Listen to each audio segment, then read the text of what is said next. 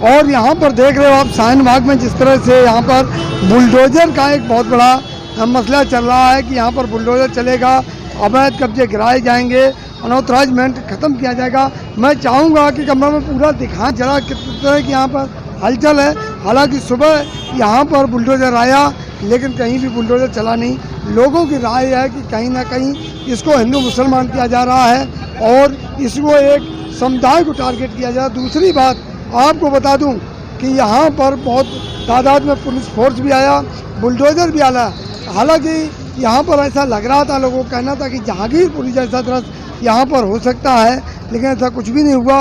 वहीं यहाँ पर जो मेन स्ट्रीम मीडिया है उससे लोग खासा नाराज दिखे यहाँ पर, और गो बैक मीडिया का नारे भी लगे। ये जो बिल्डिंग हमारे पीछे देख रहे हो आप, ऊपर दिखाई, ऊपर जो बिल्डिंग देख रहे हो आप, ये इस बिल्डिंग पर यहाँ पर इसको अल्टीमेटम था, इसको तोड़ने के लिए बात की जा रही थी, लेकिन ऐसा कुछ नहीं हुआ। हालांकि पब्लिक का माहौल अभी यहाँ पर गर्म है, लोगों का जमावड़ा बिल्कुल है। और यहाँ पर जैसा कि आप देख रहे हो कि बताया गया है कि यहाँ के लोगों ने कहा कि जो अक्रोचमेंट है उसको तोड़ने के लिए अगर हमें कहा जाता तो हम तैयार हैं। ये वही जगह है जहाँ पर सीए और एनआरसी का लगातार आंदोलन चला था, जहाँ ये आंदोलनरत ये वही जगह है। और ऐसा माना जा रहा है कि आप फिर से कोई आंदोलन ना खड़ा हो जाए इसके तहत। और ये भी कहा जा रहा है कि ये जो दिल्ली में चुनाव है, एमसीडी के चुनाव को देखते हुए कहीं ना कहीं ये सरकार कर रही है। और अब यहाँ शाहीन बाग को निशाना बनाया जा रहा है। जहांगीरपुरी में जिस दुकान को तोड़ा गया था गुप्ता जी की, वो एमसीडी ने ही अलॉट की थी। माइक नीचे कर लो भाई। झा साहब की जो दुकान तोड़ी गई थी उसका भी कागज पूरा था, वो सुप्रीम कोर्ट जा चुके हैं। अगर आप अतिक्रमण हटा रहे थे तो सुप्रीम कोर्ट ने आपको कानूनी पाठ क्यों पढ़ाया, पहली चीज। दूसरी चीज, यहाँ बुलडोजर लेकर के आए, आपने कितने ईंटें तोड़ दी? एक भी नहीं, क्योंकि यहाँ पे कोई अतिक्रमण नहीं था। मैं एक बार फिर से मीडिया से कह दूं कि शाहीन बाग के इस रोड पे जहां आज ड्राइव चलनी थी, एक भी अतिक्रमण नहीं था, इसीलिए दिल्ली पुलिस ने एमसीडी को वापस कर दिया। अब बार बार शाहीन बाग को निशाना बनाया जा रहा है, सर क्या कहेंगे? सिर्फ शाहीन बाग को नहीं, अलवर में भाजपा ने एक मंदिर भी तोड़ा है। सर आप शायर है, चंद पंक्तियों में कुछ मैसेज देना चाहेंगे? नहीं, हम तो लगातार मैसेज ही दे रहे हैं कि सरकार बहादुर, आप कृपा करके गरीबों को मत खाइए, गरीबी खाइए, गरीबी हटाइए, गरीबों को मत हटाइए, निशाना मत बनाइए, सियासी तमाशा मत करिए। हमारे साथ इमरान प्रताप गढ़ी जी हैं, इनकी एक नज्म बहुत फेमस हुई थी, बताओ मेरा बाप लौटा सकेंगे। अब आप यहाँ हैं सर, अवैध अतिक्रमण को लेकर आप क्या कहेंगे? नहीं, अवैध अतिक्रमण एमसीडी हटाए, कोई दिक्कत नहीं, नोटिस दे बाकायदा। यहाँ कोई अतिक्रमण है ही नहीं, यहाँ तमाशा करने की क्या जरूरत? लेकिन बार बार बीजेपी और जो एसडीएमसी के अधिकारी हैं वो कह रहे पूरा अतिक्रमण है, अतिक्रमण हटा के रहे। भाई हम लोगों को भी भगवान ने आंखें दी है ना, आपको भी दी है ना, आप देखिए कहाँ अतिक्रमण है। लेकिन जिस तरह कहाँ अतिक्रमण है? तो कचरा पड़ा हुआ, कचरा नहीं हटा रहे हैं, पाइप पड़ी हुई है वो नहीं हटा रहे हैं, कह रहे हैं अतिक्रमण है। कहाँ अतिक्रमण है? मतलब आपको अगर गरीब जहाँ बसा हुआ है ऐसी हर कॉलोनी आपको अतिक्रमण लगती है। लेकिन आदेश गुप्ता तो कह रहे हैं कि दिल्ली में जितने भी रोहिंग्या है, जो गैर मुस्लिम है, जो बांग्लादेशी मुस्लिम है, उन सबको हटाकर रहेंगे। उनका बांग्लादेश से बड़ा गहरा संबंध होगा, इसीलिए वो एक एक व्यक्ति को चिन्हित करके पहचानते होंगे। अगर इस देश में कोई विदेशी आके रह रहा है तो जाहिर सी बात है उसे गृह मंत्रालय वीजा दे रहा है, तब तो आकर के रह रहा है। क्या कहेंगे सर, करंट लगाने की बात कर रहे थे अमित शाह, क्या करंट लग गया आज?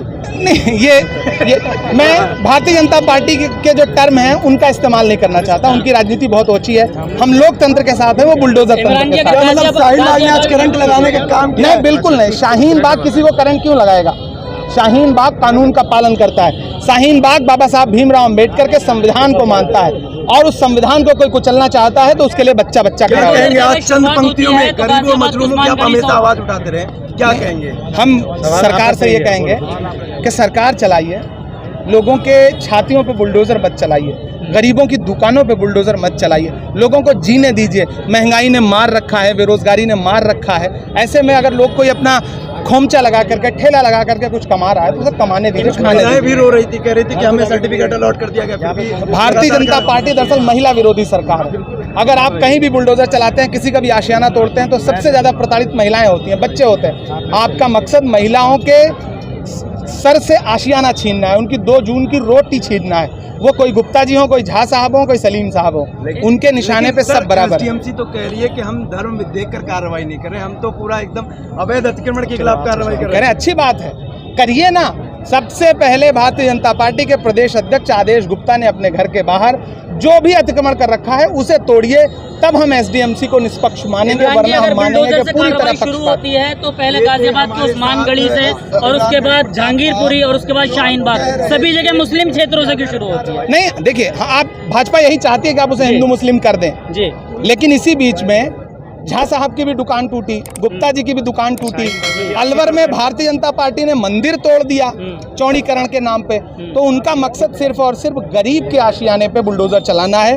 और देश में एक हंगामा खड़ा करना है। हम उस हंगामे के खिलाफ हैं। वो चाहते हैं कि ये मसला हिंदू मुसलमान हो, लेकिन ये मसला जो है वो संविधान बनाम बुलडोजर तंत्र है। और यहाँ भी दुकानें गैर मुस्लिमों की हैं, मुसलमानों की हैं, सरदार भाइयों की हैं, सारे धर्मों के लोगों की हैं। जब हर जगह बुलडोजर से ही कार्रवाई करनी है तो अदालत की क्या जरूरत है? इमरान जी धन्यवाद, आप ऐसी बात कर रहे हैं। मीडिया, सारी मीडिया ऐसी बोलने लगे तो उसके बाद तो इनकी हिम्मत थोड़ी पस्त हो ही जाएगी। बुलडोजर आने से पहले मौजूद है ना, यहाँ से एक भी ईंट हटाया उन्होंने? कौन सा, आप किस मकान को कहेंगे कि ये अतिक्रमण है? नहीं, आपको दिखा कोई अतिक्रमण? जाहिर सी बात है अतिक्रमण था ही नहीं। अतिक्रमण आगे है, कचरा पड़ा हुआ है, उससे अतिक्रमण है। सीमेंटेड पाइप पड़ी है जिससे लोगों का आना जाना दूभर हो रहा है, वो हटाइए। एमसीडी का काम ये है कि वो मार्ग प्रशस्त करे, रास्ता साफ करे, लोगों की दुकानें मत उजाड़े जो कानूनी है। एमसीडी आती है पूरी फोर्स। सियासी दाव तो नहीं है? और क्या लगता है भाजपा कोई भी काम, वो सांस भी लेते हैं तो सियासत ही करते हैं। दरअसल वो बर्लिन जाके तमाशा करते हैं, ढोल पीटते हैं, वो भी सियासी तमाशा है। 50 रुपए जो गैस उन्होंने बढ़ाया है उस पर बात कैसे ना हो, उसके लिए शाहीन बाग के सामने फोटो खिंचवाओ, मीडिया में चलवाओ। उनका मकसद सिर्फ और सिर्फ मुद्दों से ध्यान हटाना। 2-2.5 घंटे बुलडोजर घूमता है और उसके बाद चला जाता है, कैसे इसको देखते हैं? सियासी तमाशा, सियासी तमाशा। एक राजनेता और एक शायर के तौर पर आप इस पूरे प्रकरण को किस तरीके से देखते हैं? हम लोकतंत्र कुचलने की हर कार्रवाई के खिलाफ हैं। ये लड़ाई लोकतंत्र बनाम बुलडोजर तंत्र है, ये लड़ाई बुलडोजर बनाम संविधान है।